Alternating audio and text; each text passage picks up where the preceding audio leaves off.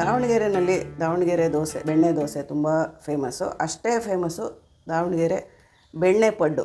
ನಾನಿವತ್ತು ದಾವಣಗೆರೆ ಬೆಣ್ಣೆ ಪಡ್ಡುನ ಮಾಡಿದ್ದೀನಿ.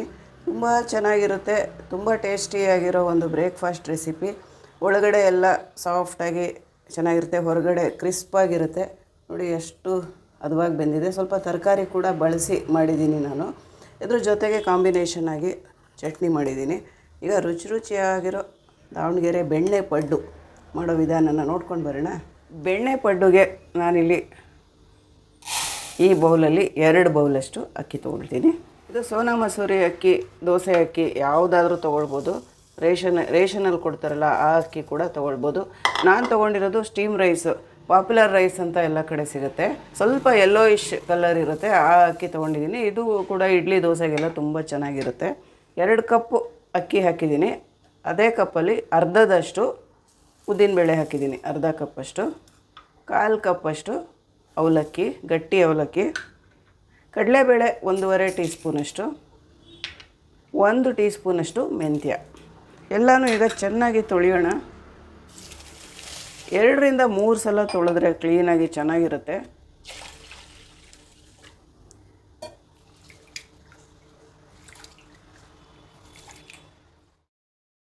ಅಕ್ಕಿ, ಅವಲಕ್ಕಿ, ಉದ್ದಿನಬೇಳೆ, ಕಡಲೆಬೇಳೆ, ಮೆಂತ್ಯ ಎಲ್ಲನೂ 3 ಸಲ ತೊಳೆದಿದ್ದೀನಿ. ಇದನ್ನು 5 ರಿಂದ 6 ಗಂಟೆ ಕಾಲ ನೆನೆಯೋದಕ್ಕೆ ಬಿಡಬೇಕು.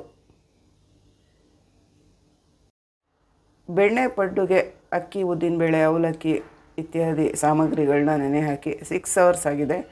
ಚೆನ್ನಾಗಿ ನೆಂದಿದೆ ನೋಡಿ. ಅಂದರೆ ಅಕ್ಕಿ ಈಸಿಯಾಗಿ ಕಟ್ಟಾಗುತ್ತೆ, ಅಂದರೆ ಚೆನ್ನಾಗಿ ನೆಂದಿದೆ ಅಂತಾಯಿತು.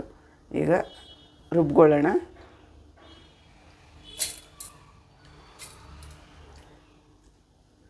ಸ್ವಲ್ಪ ನೀರು ಹಾಕಿ, ರೆಗ್ಯುಲರ್ ದೋಸೆ ಹಿಟ್ಟಿನ ಹದಕ್ಕಿಂತ ಸ್ವಲ್ಪ ಗಟ್ಟಿಯಾಗಿ ರುಬ್ಕೊಳ್ಬೇಕು.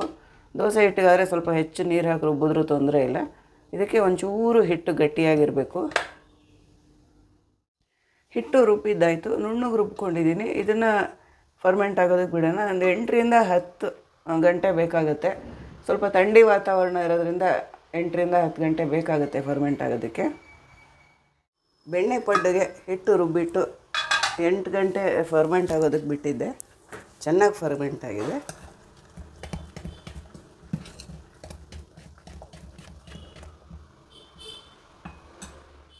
ಈಗ ಬಳಸೋದಕ್ಕೆ ಎಷ್ಟು ಬೇಕೋ ಅಷ್ಟು ಹಿಟ್ಟನ್ನು ಒಂದು ಬೇರೆ ಪಾತ್ರೆನಲ್ಲಿ ತೆಗೆದಿಟ್ಕೊಂಡಿದ್ದೀನಿ. ಉಳಿದಿದ್ದು ಹಿಟ್ಟನ್ನು ನಾವು ಒಂದು ವಾರದವರೆಗೂ ಫ್ರಿಜ್ಜಲ್ಲಿ ಸ್ಟೋರ್ ಮಾಡ್ಬೋದು. ಉಪ್ಪು ಹಾಕಿರಲಿಲ್ಲ, ಉಪ್ಪು ಹಾಕ್ತಾಯಿದ್ದೀನಿ. ಉಪ್ಪು ಹಾಕೋಕ್ಕೆ ಮೊದಲೇ ಫ್ರಿಜ್ಜಲ್ಲಿ ಸ್ಟೋರ್ ಮಾಡಬೇಕು. ಸಕ್ಕರೆ ಒಂದು ಅರ್ಧ ಟೀ ಸ್ಪೂನಷ್ಟು ಸಕ್ಕರೆ ಹಾಕಿದೆ. ಸಣ್ಣದಾಗಿ ಹಚ್ಚಿರೋ ಸ್ವಲ್ಪ ಹಸಿಮೆಣಸಿನ್ಕಾಯಿ, ಶುಂಠಿ ಎಲ್ಲನೂ ಸಣ್ಣದಾಗಿ ಕಟ್ ಮಾಡ್ಕೊಂಡಿದ್ದೀನಿ. ಮತ್ತು ಜೀರಿಗೆ ಒಂದು ಅರ್ಧ ಟೀ ಸ್ಪೂನಷ್ಟು. ಹುರುಳಿಕಾಯಿ ಇದನ್ನು ಕೂಡ ತುಂಬ ಅಂದರೆ ನೋಡಿ ಇಷ್ಟು ಸಣ್ಣದಾಗಿ ಹಚ್ಕೊಂಡಿದ್ದೀನಿ.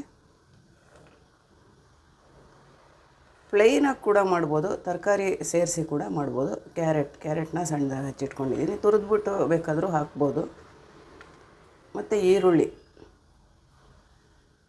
ಚಾಪರ್ ಇದ್ದರೆ ಹಚ್ಕೊಂಡ್ರೆ ಒಳ್ಳೆಯದು. ಚಾಪರಲ್ಲಿ ತುಂಬ ಸಣ್ಣದಾಗಿ ಹಚ್ಚಕ್ಕೆ ಬರಲ್ಲ ಅನ್ನೋದಾದರೆ ಕೊತ್ತಂಬರಿ ಸೊಪ್ಪು. ಈಗ ಚೆನ್ನಾಗಿ ಮಿಕ್ಸ್ ಮಾಡೋಣ. ಇದಕ್ಕೆ ಸೋಡಾ ಹಾಕೋ ಅವಶ್ಯಕತೆ ಏನಿಲ್ಲ. ಸ್ವಲ್ಪ ಹಾಕಿದ್ರೆ ಬುರುಗಾಗಿ ಚೆನ್ನಾಗಿ ಬರುತ್ತೆ ಅನ್ನೋ ಕಾರಣಕ್ಕೆ ಬೇಕಾದರೆ ಸ್ವಲ್ಪ ಆ್ಯಡ್ ಮಾಡ್ಕೊಳ್ಬೋದು. ಸೋಡಾ ಏನೋ ಅದೆಲ್ಲ ಇಷ್ಟಪಡದೇ ಇರೋರು ಹಾಕೋದು ಬೇಡ.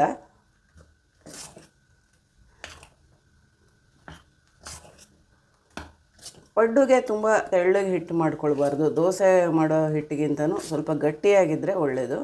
ಈ ಹದ ಕರೆಕ್ಟಾಗೇ ಇದೆ. ಇದಕ್ಕೇನು ನಾನೀಗ ಎಕ್ಸ್ಟ್ರಾ ನೀರು ಹಾಕಲ್ಲ.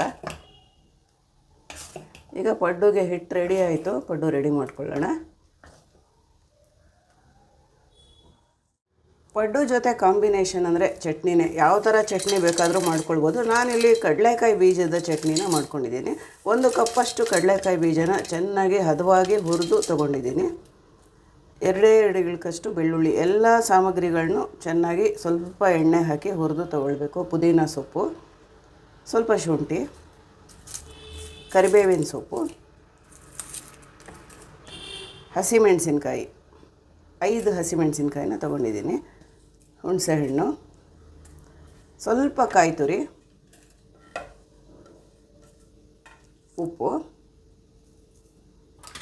ಸ್ವಲ್ಪ ನೀರು ಹಾಕಿ ಚಟ್ನಿ ಮಾಡ್ಕೊಳ್ತೀನಿ.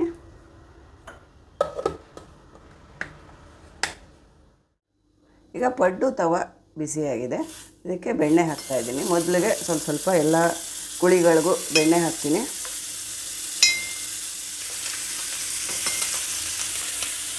ಈಗ ಪಡ್ಡು ಹಾಕೋಣ.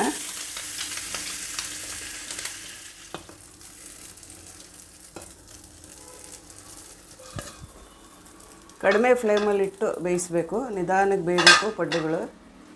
ಒಂದು ಲಿಡ್ ಕವರ್ ಮಾಡಿದೆ. ಈಗ ತಿರುವಾಕೋಣ. ಎರಡೂ ಸೈಡು ಬೇಯಿಸಬೇಕು ಚೆನ್ನಾಗಿ.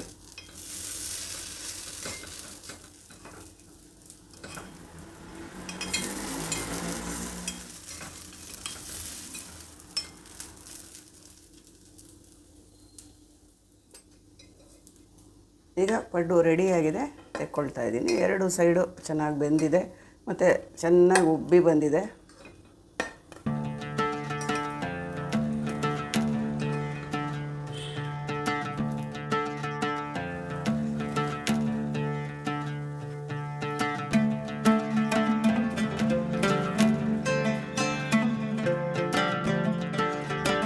ರುಚಿಯಾಗಿರೋ ದಾವಣಗೆರೆ ಸ್ಪೆಷಲ್ ಬೆಣ್ಣೆ ಪಡ್ಡು ಭಾಳ ಚೆನ್ನಾಗಿರುತ್ತೆ. ನೀವು ಒಂದ್ಸಲ ಟ್ರೈ ಮಾಡಿ ನೋಡಿ, ಹೇಗೆ ಅನ್ನಿಸ್ತು ಅಂತ ಕಾಮೆಂಟ್ ಮಾಡಿ ತಿಳಿಸಿ.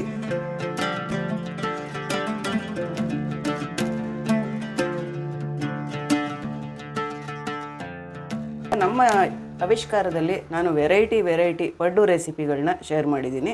ಇವತ್ತು ಕೂಡ ಒಂದು ಡಿಫ್ರೆಂಟ್ ಮೆಜರ್ಮೆಂಟಲ್ಲಿ ಮಾಡಿರೋವಂಥ ಒಂದು ಪಡ್ಡು ರೆಸಿಪಿನ ಶೇರ್ ಮಾಡ್ತಾಯಿದ್ದೀನಿ.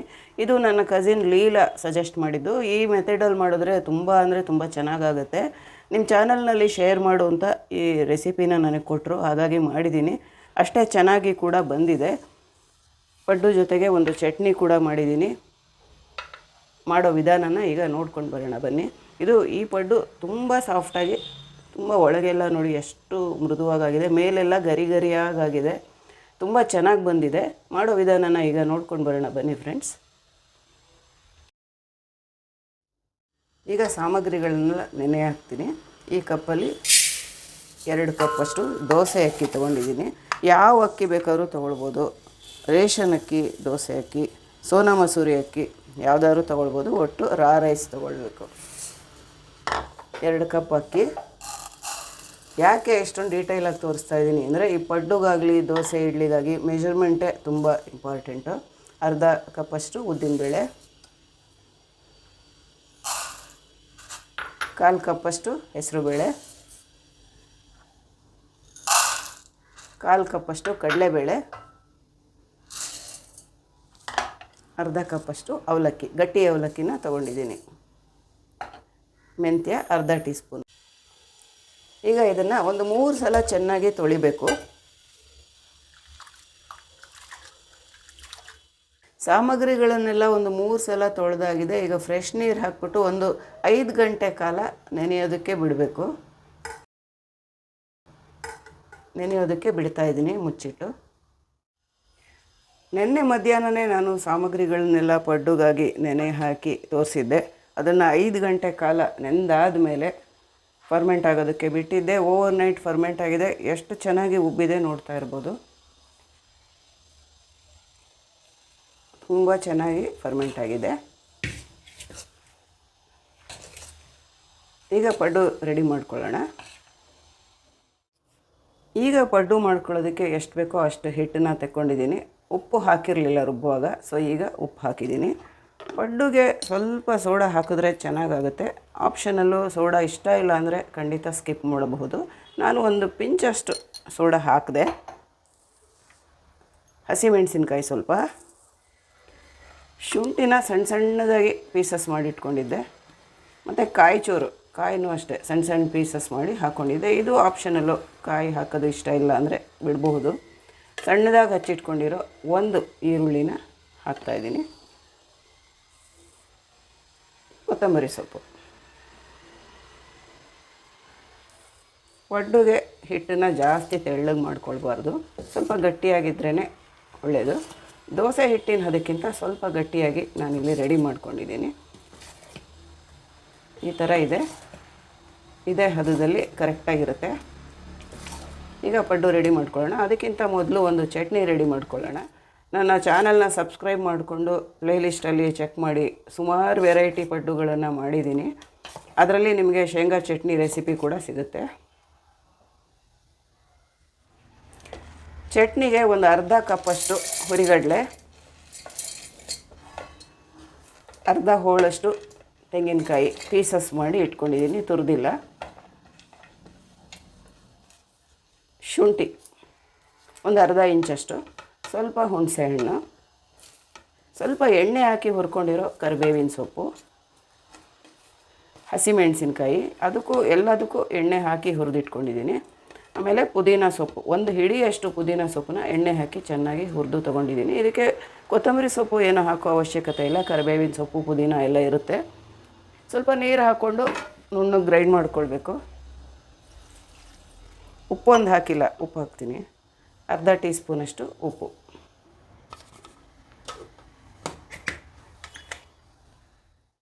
ಪಡ್ಡು ತವ ಬಿಸಿ ಆಗ್ತಾಯಿದೆ. ಈಗ ಸ್ವಲ್ಪ ಎಣ್ಣೆ ಹಾಕ್ತಾಯಿದ್ದೀನಿ ಎಲ್ಲ ಕುಳಿಗಳಲ್ಲೂ, ಒಂದು ಅರ್ಧ ಸ್ಪೂನು.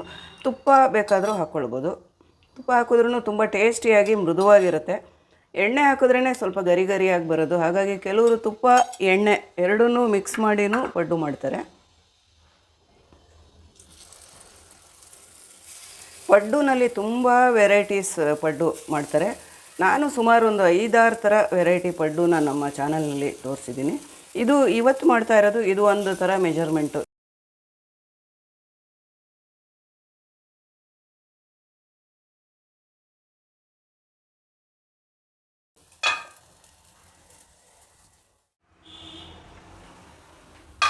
ಪಡ್ಡು ಬೇಯಿಸ್ಬೇಕಾದ್ರೆ ಯಾವಾಗಲೂ ಲೋ ಫ್ಲೇಮಲ್ಲಿ ಇಟ್ಕೊಂಡೇ ಮಾಡಬೇಕು.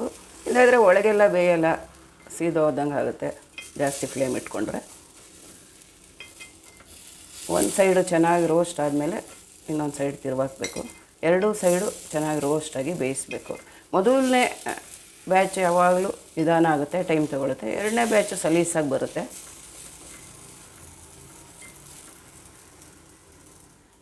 ತಿರುವಾಕಿದ್ಮೇಲೆ ಬೇಕಂದರೆ ಒಂಚೂರು ಎಣ್ಣೆ ಹಾಕ್ಕೊಳ್ಬೋದು, ಇಲ್ಲ ತುಪ್ಪ, ಬೆಣ್ಣೆ ಆ ಥರ ಯಾವುದಾದ್ರೂ ಹಾಕ್ಕೊಳ್ಬೋದು.